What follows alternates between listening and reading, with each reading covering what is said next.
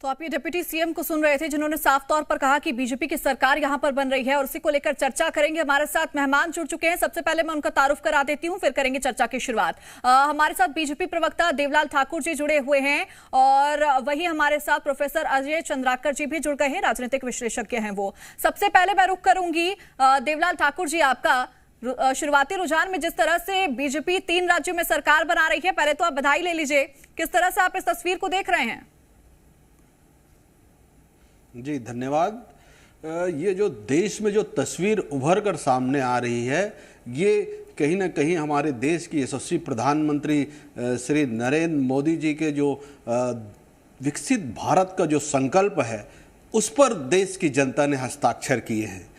और विकास के साथ, राष्ट्र की एकता के साथ, सबके विकास के साथ यह देश की जनता चलना चाहती है। उसका ही परिणाम है कि आज हमारे भारतीय जनता पार्टी के जो कार्यकर्ता जो प्रयास किए, वो परिणाम में तब्दील हो रहे हैं। तो कहीं ना कहीं हमारे देश के शीर्ष नेतृत्व श्री नरेंद्र मोदी जी, अमित शाह जी और हमारे भारतीय जनता पार्टी के अध्यक्ष श्री नितिन नवीन जी के कार्यों पर मुहर लगी है। हमारी सरकार के द्वारा किए गए गरीब कल्याण के कार्यों पर मुहर लगी है। जिस प्रकार से हम देश के विकास के लिए सबका साथ, सबका विकास और सबका विश्वास को लेकर हम चल रहे हैं, उन कार्यों पर मुहर लगी है। और आने वाले समय में हम देखेंगे कि जहां पर भी हम कुछ कम ज़्यादा हुआ है, वहां पर भी भारतीय जनता पार्टी की सरकार बनेगी। ऐसी हम सबको विश्वास है और देश को भी विश्वास है कि भारतीय जनता पार्टी के हाथों में देश सुरक्षित, सुसज्जित और बहुत ही विकसित भारत की ओर हमारी जो देश है वो आगे बढ़ रही है। ठीक है, मैं प्रोफेसर अजय चंद्राकर जी का भी एक बार रुख करूंगी। अजय जी, जिस तरह से हम तस्वीर देख रहे हैं, पश्चिम बंगाल में एकदम से पूरी तस्वीर ही पलट गई है। कहाँ बीजेपी कभी यहाँ पर खाता भी नहीं खोल पाई थी, उसके लिए संघर्ष कर रही थी, और अब जो रुझान है उसमें बीजेपी वहां पर सरकार बना रही है। किस तरह से परिवर्तन वहां पर देखा गया है, क्या क्या वजह रही होगी इसके पीछे?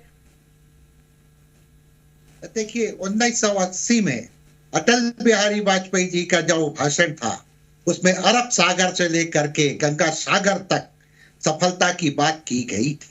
अरुणाचल प्रदेश जीत गए, त्रिपुरा जीत गए, इवन उड़ीसा जीत गए, पश्चिम बंगाल बाकी था।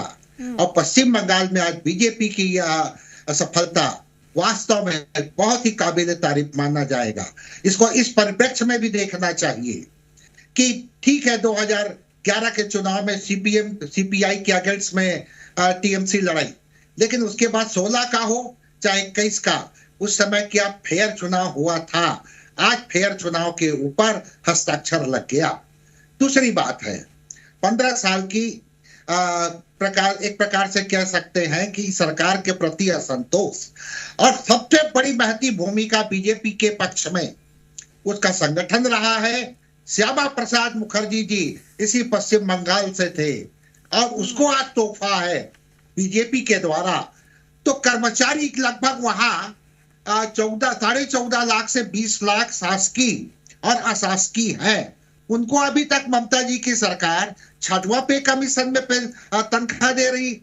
अब तो 8वें पे कमीशन की बात आ गई, तो उन कर्मचारियों के 1 करोड़ के परिवार का आशीर्वाद भी बीजेपी को मिला, क्योंकि बीजेपी ने घोषणा किया कि हमारी पार्टी सत्ता में आएगी तो हम 15 दिन के अंदर इसको इंप्लीमेंट करेंगे। तो यह बहुत बड़ी बात है। संगठन से लेकर के भले 75 वर्ष लगा, लेकिन ये जो उड़ीसा, अरुणाचल प्रदेश, त्रिपुरा, पश्चिम बंगाल, इस कैचमेंट एरिया में बीजेपी का पहुंचना निश्चित रूप से उसके संगठन को, उनके नेतृत्व को, उनके कार्यकर्ताओं को, और एक प्रकार से फेयर इलेक्शन यहाँ साफ दिखाई दे रहा है। अजय चंद्राकर जी, मैं एक और चीज यहाँ पे आपसे समझूंगी। जैसा आपने कहा कि बीजेपी को यहाँ पर समय जरूर लगा, लेकिन आ गई बीजेपी यहाँ पर, मतलब आती हुई तो नजर आ रही है। लास्ट फ्रंटियर के हम इसके तौर पर देख रहे हैं, क्योंकि पूर्व में देखिए तो बीजेपी अपनी सरकार बना चुकी थी, केंद्र में देखिए तो बीजेपी अपनी सरकार बना चुकी है, पूर्व में देखिए तो वहां पर भी अपनी सरकार बना चुकी है, उत्तर पूर्व केंद्र सब यहाँ पर मिल चुका था बीजेपी को, रह गया था तो केवल पश्चिम बंगाल। जी, अब बिल्कुल पश्चिम बंगाल ही छूट रहा था। और इसके ऊपर बीजेपी जिस ढंग से मैं आपके साथ संवाद किया कि क्या 2016 का इलेक्शन या 2021 का इलेक्शन और वर्तमान समय का इलेक्शन, यह इलेक्शन, देखिए, आरोप लगाना बहुत छोटी बात है, चाहे वो केंद्रीय सुरक्षा बल के हों, वो भी भारत के हैं, राज्य के कर्मचारी हैं वो भी भारत के ही हैं। तो आप उनके ऊपर संदेह क्यों करते हैं? चुनाव आयोग के ऊपर संदेह क्यों?